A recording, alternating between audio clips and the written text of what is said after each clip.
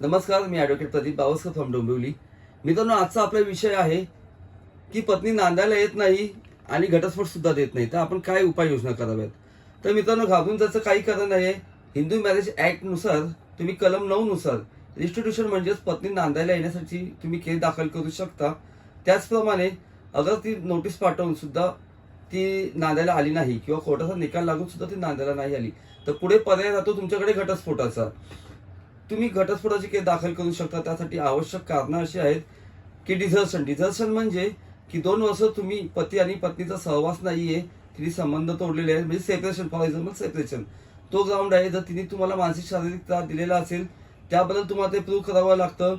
त्याचप्रमाणे जर तिने धर्मांतर केलेलं असेल तो एक ग्राउंड तुम्हाला घटस्फोटासाठी आहे. त्याचप्रमाणे जर तिचं एक्स्ट्रा मॅरिटल अफेअर्स असेल तर ते तुम्हाला मेहरबान न्यायालयामध्ये प्रूव्ह करावं लागतं. अशा प्रकारे तुम्ही घटस्फोटाची केस आपल्या पत्नीविरुद्ध दाखल करून तशी डिग्री मिळवू शकता. हा झाला एक प्रकार, वन साइड. दुसरा प्रकार आहे म्युच्युअल कन्सेंटवर. तर म्युच्युअल कन्सेंटसाठी पती आणि पत्नी दोघांचं संगनमत लागतं आणि त्यासाठी डिझर्शन म्हणजेच 1 वर्षाचं सेपरेशन कायद्याने आवश्यक आहे. 1 वर्ष सेपरेशन असल्याशिवाय तुम्ही ती म्युच्युअल कन्सेंटची केस दाखल करू शकत नाही. धन्यवाद. जर अधिक माहिती हवी असेल तर खाली माझा नंबर आहे 9870268872. याच्यावर तुम्ही संपर्क साधून अधिक माहिती विचारू शकता. धन्यवाद.